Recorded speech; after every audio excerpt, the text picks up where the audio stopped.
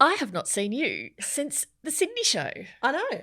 Yeah. So, and we left that as a bit of a dangler, actually, as I recall, because you were talking about a book, and then everyone went, "Oh, you know what? Just too tired. Let's do it another time." When you say everyone went, you went. I think me and the audience, I can say. I just we've had plowed enough. into this book that I'm reading called Monsters: An Audience Dilemma by a woman called Claire Dederer.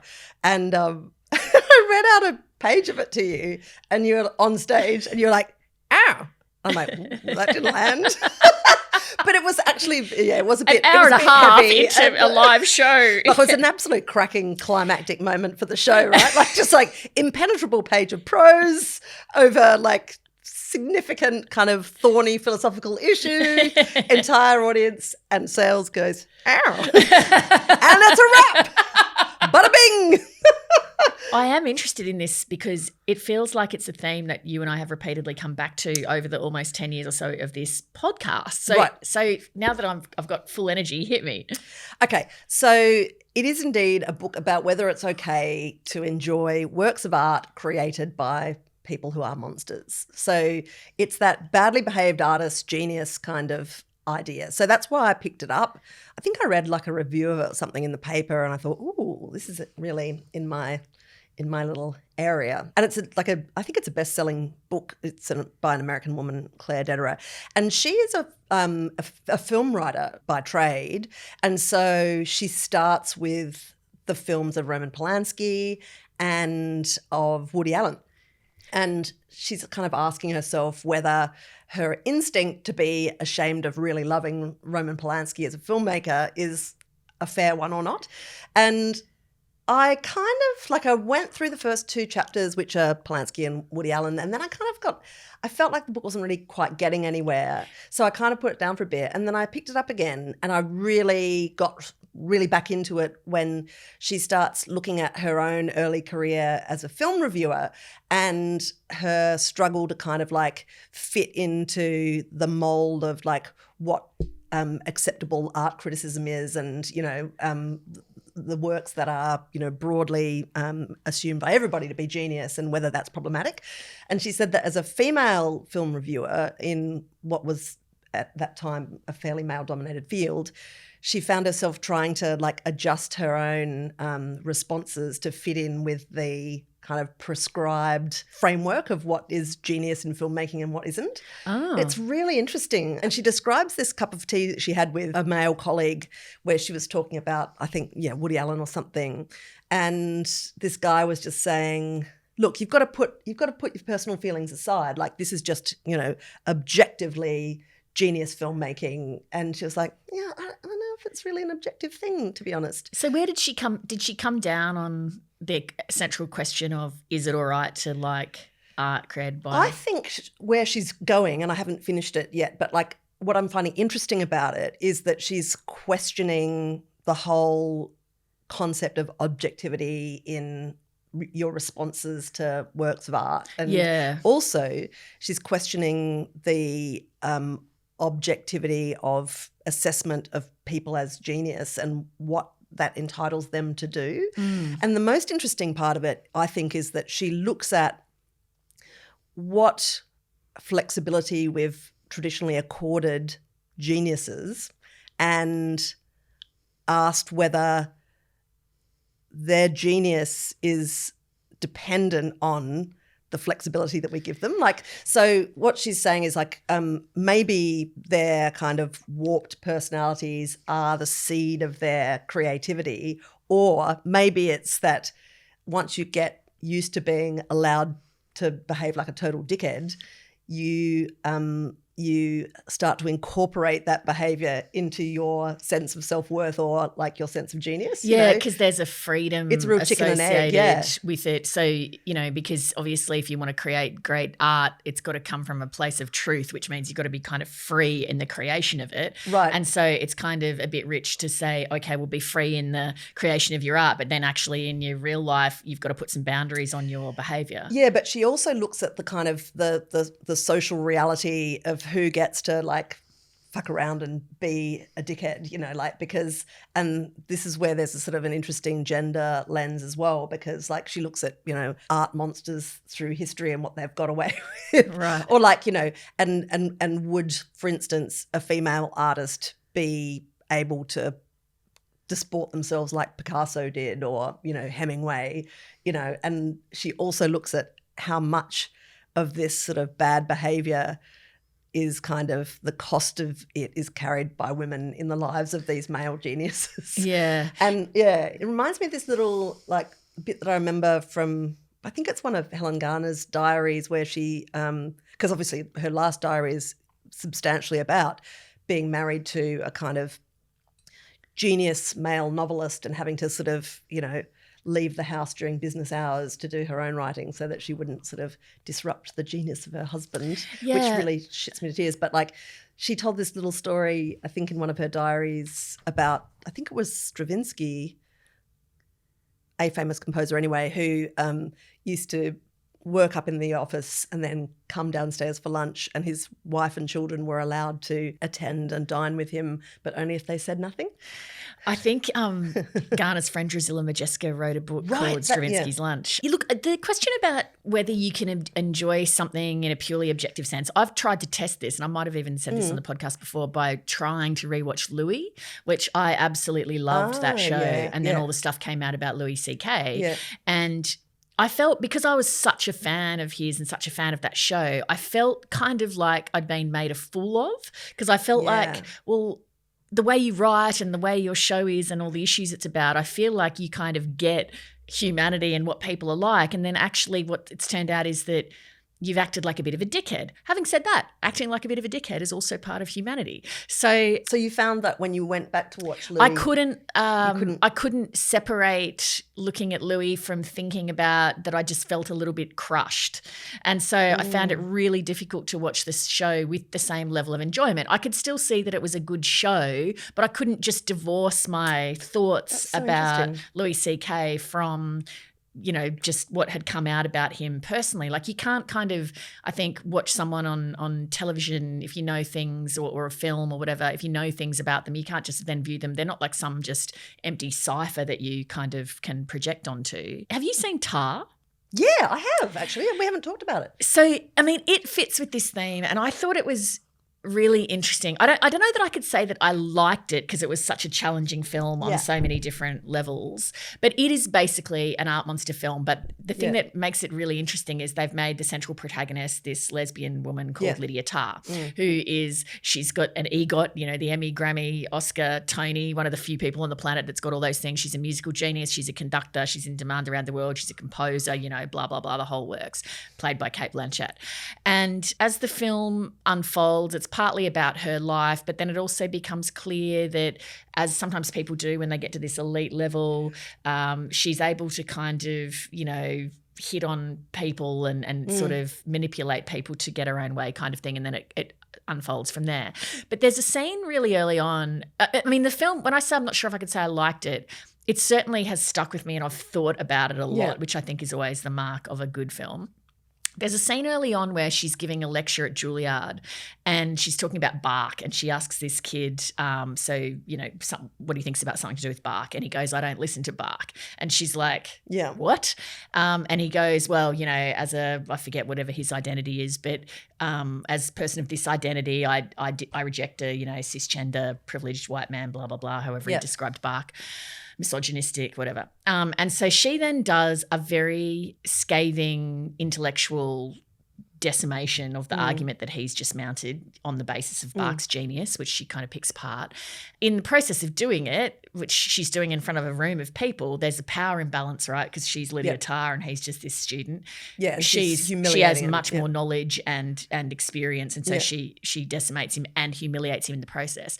And then he eventually stands up and goes, you're a fucking bitch, and walks out.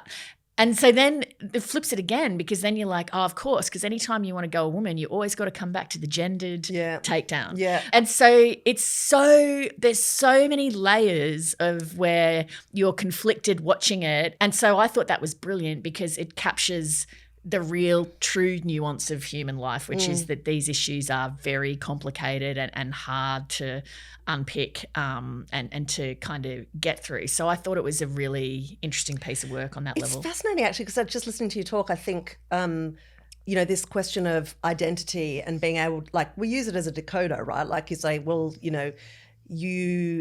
your view is discounted because you have this identity, or it's enhanced because you have this identity. And I suppose when you're experiencing a work of art, whether it's music or film or visual art or whatever, part of it is it's sort of the really great works of art communicate to you on a level of identity, like it's communicating who this person is or what their experience is and how it speaks to you and how deeply it connects to you. So like I think it's indivisible from identity in a lot of ways, but then identity is something that we use sort of like as a shortcut, like, and if someone is, it turns out, kind of lying about their identity, like, so that's why with Louis C.K. you didn't like it so much anymore, because part of your enjoyment, I'm guessing, because this is like how I felt too, part of my enjoyment of that TV show was knowing that there was this guy who was sort of perceptive beyond what you would expect someone of his calling card identity to have. And so you feel like you convinced me that you were, this insightful person, and actually you're a jerk, and now I feel like I've been deceived in some way. Yeah, but then I guess I'm back to thinking, okay, well, why is it judgy then that I feel like, well, I can't enjoy your art anymore? Because of the fact that we are all flawed human beings. And so why should I hold Louis C.K.'s humanity against him? Right. But are we saying that there are no human rules of behaviour? Because no. Who does that suit? No. And I think in that case, the behaviour was impacting other people as well. So there's that to it. I mean, I would argue that the reason great art connects to on any form in relation to any form of identity is because it connects to something universal, not specific. So if we're talking about Bach, like, I actually don't know how anyone could argue that Bach's not a genius, or that, I mean, you can have subjective taste and go, well, I don't like Bach as much as I like Mozart or whatever, but I think on any objective reading, and also if you look at, say, the influence of Bach, you have to say that person is of great value. Now, I don't really know much about Bach's personal life, but I feel like, would the world be a better place if we didn't have Bach's music because he was an asshole? I would argue no. And so that's the thing at the end of Tar, it kind of poses the question, like, well, is the world better off because Lydia Tarr is, not at Berlin, or, but there's no easy answer to it. And again, that's what makes good art. I've just been reading Anna Funder's new book. Me too. Wifedom. Yeah. Oh, right. Okay. Yeah, I'm only about a third through. So, and I find, like, it's so weird. You know how we often have that thing where you start reading about a subject and then suddenly it turns up everywhere? I mean, I've been looking forward to reading Wifedom for a while because it combines a couple of my favourite things: gender-based rants and also just what Funder's done with this book is she's done a deep dive into Eileen, George Orwell's wife, who is sort of like this shadowy presence through his writing career, but was, basically raised his chickens and goats, looked after him. Put his meals on the table, cleaned out the toilet. There's this horrendous scene where she's up to her knees in human excrement, basically. And he's like, I feel faint. I can't do this. So she's like, all right, George, yeah, I'll do it then, shall I? And she's like, not whiny. And what Anna has done is just gently extricate her and kind of, it's like an archaeological dig. Like, she's got like a little paintbrush and she's finding traces of Eileen.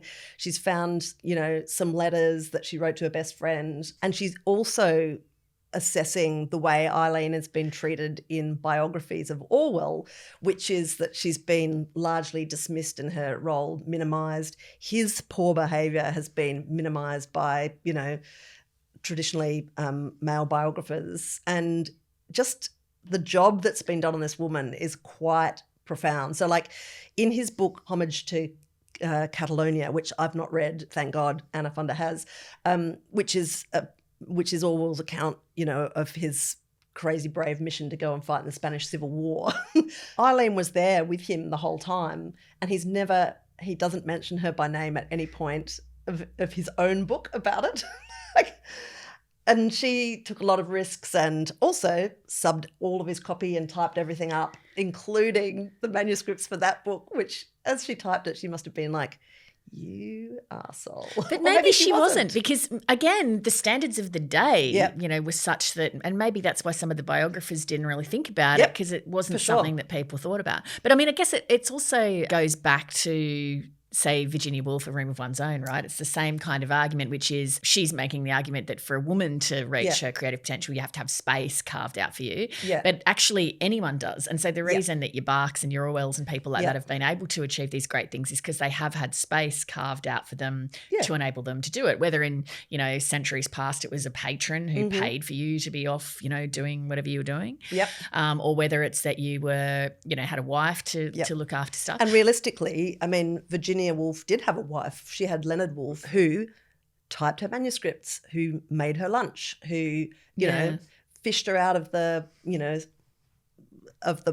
was going to say pond, but that's terrible. Like, I mean, literally that is what happened. So like bad, but like, he looked after her in a way that wives look after artistic husbands. And so she is like an outlier essentially. So reading the Orwell book made me wonder, because Anna Funda dips in and out of, her own present day life, and talking about, mental load, household load, and various bits and pieces. It made me wonder, do you think that, this is such a broad question, but do you think that marriage has a future? Because people keep, you've written a whole book about the way that, in heterosexual households, division of labour continues to be unequal and it continues to favour men. So the question is then, why do women keep signing up to it? Because women must get something out of it. Like Mrs. Orwell, what was she there for? Like maybe it was that she didn't have choice, she didn't have options, again, as was often the case in decades gone past. You didn't have the choice to just go, oh, well, I'm out of here, because you didn't have your own means. You had children to look after. It was a stigma attached to it and so forth. But that's not the case today. So I guess what's the future of it? Well, I think that marriage is sort of based on an economics premise that has not aged that well, because in the old days when there was a much more prescribed division of labour between paid work and unpaid work, right? Like, so you sign up, get married to a dude who is then responsible for earning enough income to support your family while you keep things going on.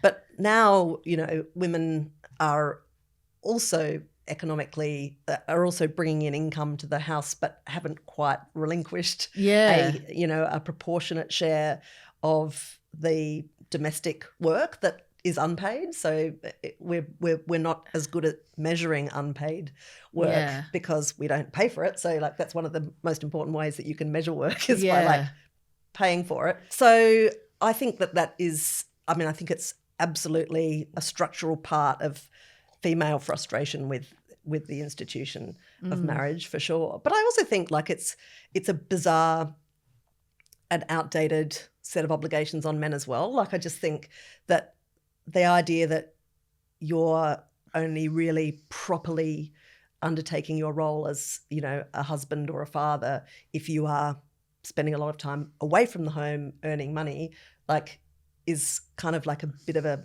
shit proposition as well. Like, and also that I've just been reading a few things recently that's made me realise really how actually recent these developments are. Like, that in our lifetime, if women got married and they worked for the public service, they were expected to relinquish their job. Like that amazes me to think that was so recent. The generation ahead of us, women were written up in the paper as Mrs. Jeremy Storer and Mrs. Bill Smith today recorded a podcast together, and it was all you were known by your husband's name. Sorry, you're married to someone called Bill Smith now? Shit, it's been a while, hasn't it? Congratulations, obviously. The other area where I've been thinking about this art monster thing, but it's not really art, is in relation to this documentary I watched called Navalny, which I think might have won the Best Doco Oscar last year or the year before. It's about Alexei Navalny, who's a Russian opposition leader. He's currently in prison. And it was a kind of fly on the wall doco that follows, I guess, the period leading up to his return to Russia, and he was arrested at the airport and remains in prison. And so it was one of those things where, so he was, an anti-corruption crusader, anti-Putin and so forth. Very, very dangerous. And there had been, attempts on his life and he had a wife and had kids and all the rest of it. And again, like, everything is secondary to the political fight. And so it's incredibly brave because you want people who stand up, to these things and for these causes. But then also at the individual level, I kept thinking, man, like, it's not just your sacrifice, it's you're asking that sacrifice of your wife and your children as well, like, it's big. Yeah. So what is our way of accounting for, and this brings us back to the art monsters, what is our way of accounting for individual misfortune? Like, is it okay, in order to enjoy the works of Orwell, that Eileen basically is up to her knees in shit her whole life and never gets remembered? Well, or no, it'd be best if the contribution was noted and remembered, like, obviously. But also, do I think that we should cancel George Orwell because he was a man of his times? No. No, I don't think, like, I'm not really pro cancellation in general.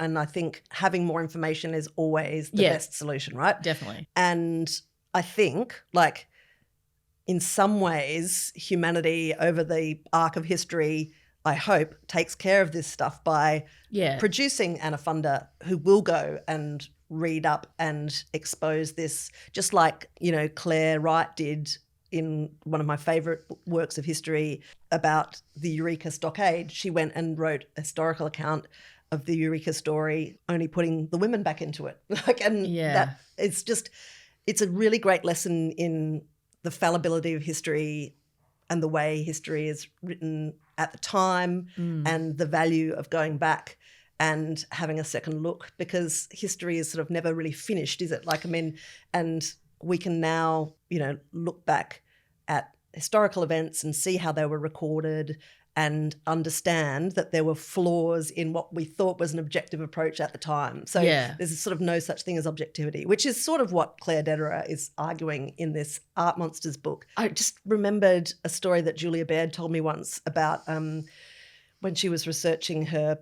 excellent book about Queen Victoria. And it's always stuck with me because it's a really great demonstration of the subjectivity of, history and the way people are portrayed. She told the story, I think it was a book written by some other chick who was interested in how Queen Victoria acquired her reputation for being sort of a bit chilly and not very motherly and all this sort of thing. And she looks at the official collection of Queen Victoria's letters, which were collated and published after her death upon the commission of her son. And the son appointed these two gentlemen of the court to do the editing of the letters and to choose the letters that would be included. And essentially, neither of them was very interested in, the triviality of women's, blah, blah, blah. So most of the letters are either to Queen Victoria from male monarchs or from her to them. And they've completely gone past, all of the fond correspondence that she had with Queen Sophia of Spain about, their children and all that sort of stuff. Absolutely not included. And so that kind of contributed to the public's understanding of who this woman was, because her correspondence had been edited by a pair of people with absolutely no interest in, bullshit that women talk about. So then, people assumed that she wasn't interested in that either. Yeah, that's how Anna, I think, has found out some of the stuff about Elaine O'Shaughnessy, isn't her name? I think it's her name, is letters between her and one of her good friends in which she talks a lot about, and it does illuminate Orwell and, their marriage and... Yep. And you do get a bit of an answer to the question, what the hell was she doing there in that correspondence too, because she's so intelligent and kind of funny. You can tell that she's sort of there. She's there for the intellectual stimulation, for sure. And she's Like, I mean, he did some shocking things like shagging her friends and, you know, they were on holiday somewhere and he sort of asked her permission to go and visit one of the local prostitutes. Like, he was just like, ugh.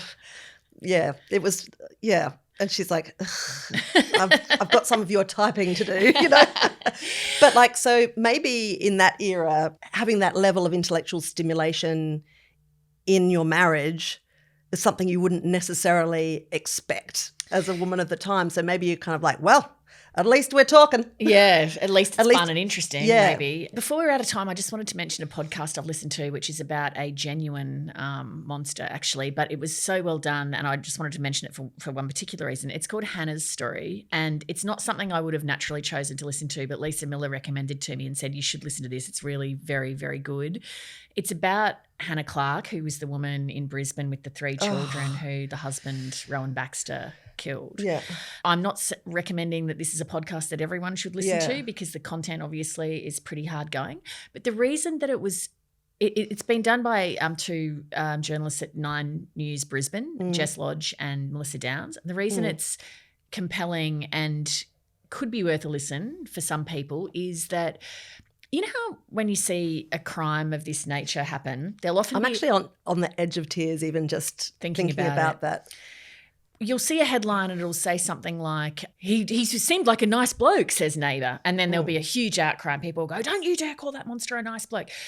I get where that outrage is coming from, but I also get what the headline's about. And it's a clumsy and unfortunate way of trying to get to the bottom of how on earth does something like this happen? Because people are so baffled by how has this, you know, monstrous crime or this person been there in plain sight the whole time.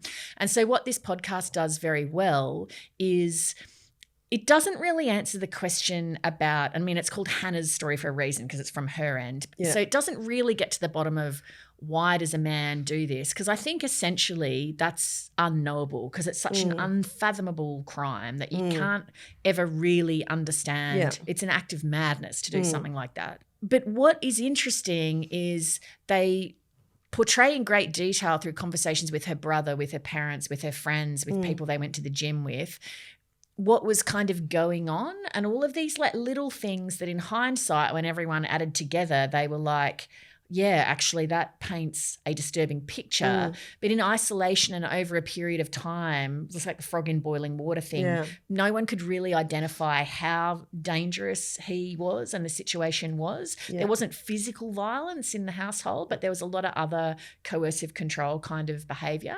So these journos have done a really incredible job of, I thought it was the best explanation I've heard kind of unpacking what a situation like this, you know, can actually look like. And also, you know, full credit to her parents who sound just like really lovely, amazing people and her family and everyone who have really honestly talked about, you know, what actually occurred. So like I say, it's not something for everyone, but if that's an area that you're interested in, it really is very illuminating to hear all of that context brought to it. And it goes some way, I think, to helping explain, you know, that question that everyone's always left with at these times, which is why.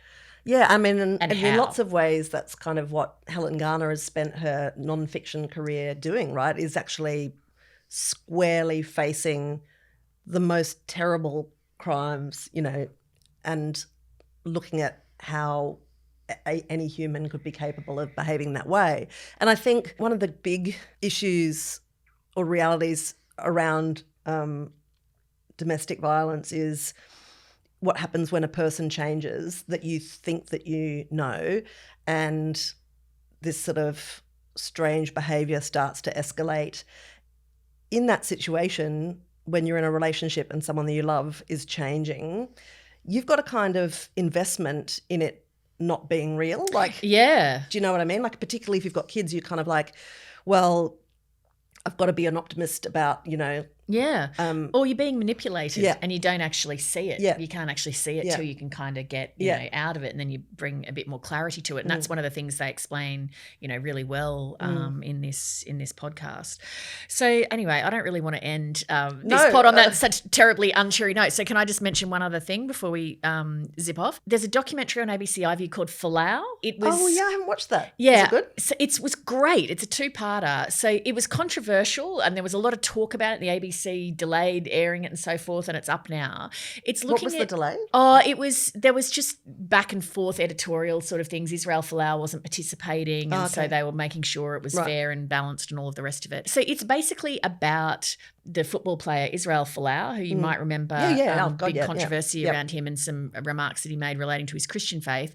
And it kind of unpacks who is this guy, what was his career, what was the controversy that undid him, and what are the roots of it. The reason that it works really, really well is kind of relates to what we've been talking about earlier, which is the beauty of bringing nuance to things in a non-judgy way. And so they go through and they explain the importance of Christian faith in Pacific Islands religion and his family background and his broader community background and where he's coming from. And then, you know, putting that up against the context of his career, but then what's going on more broader socially. And they have this vast array of voices talking about him, people from within his community, people from within the footballing community, and they paint this very interesting picture where you feel like you're getting a really good 360 exploration of all of the issues in that thing in a non-judgmental way. And so I thought that it was a very interesting and engaging piece of work. Okay, I'm definitely going to watch that. You know me, love a sports doco. Oh, God. I've just spent some time in Adelaide, and three things actually that are probably still on when this podcast goes up. Illuminate, which is sort of festival of lights in Adelaide. There's a work of art happening at night times in the Botanical Gardens, which is right in the middle of the city. It's a beautiful garden, but by night at the moment it's hosting this installation called Resonate, which is just so magical. Like, it's gorgeous. So if you're anywhere near Adelaide, go to that. And if you're anywhere near Adelaide before July the 23rd, go to the South Australian Museum and see this exhibition called Relics. It is the most joyous thing. I just couldn't get the smile off my face. So, and I know you're giving me the wrap-up face, and fair enough. So Lego Masters 2020 was won by these guys called Alex and Patrick. Yeah, I think they were the kind of they look like the roadies from, Aerosmith or something. Like, they're just long hair, just like such sweet guys, very, very funny. And they have put together this exhibition. It's all Lego minifigures. The idea is that humanity has died out and the world is now populated by Lego minifigures who have built communities in human refuse, right? And so, there's an old VW Beetle that's all completely falling apart, and it's hooked up to a fuel drum, and the boot is popped, and inside the boot is this civilization of minifigures, and they've been living off the fuel in the fuel drum, but it's just run out. So there's a civil war happening in there. And it's so funny. There's little gags everywhere. They've built themselves into every scene, so you have to spot them. And it's so joyous. There's an old 50s kitchen and an old fridge that has been rebuilt as a Lego minifigure cryogenics lab. And so there's all these little minifigs in kind of jars of fluid and running around in lab coats. My God, it's adorable. It is so cool. And I just, I took Kate and she was just mesmerised. And they've got this little, exercise for kids where you've got to find this and find that. And, oh my God, there's an old jukebox that's got all of these tiny music venues built into it, like jazz clubs and it's just a delight. So go see that. And also Mary Poppins is in Adelaide at the moment. My kids went to see it and were just absolutely enchanted. Yeah, I've heard absolutely incredible things about that. In fact, Lisa Miller was telling me, you've got to get down to Melbourne to see it because I missed it in Sydney. Well, it's in Adelaide now. I've got to go to Adelaide. Yeah. Okay, good. All right. All right, Toots. Catch you next time. All right. See ya.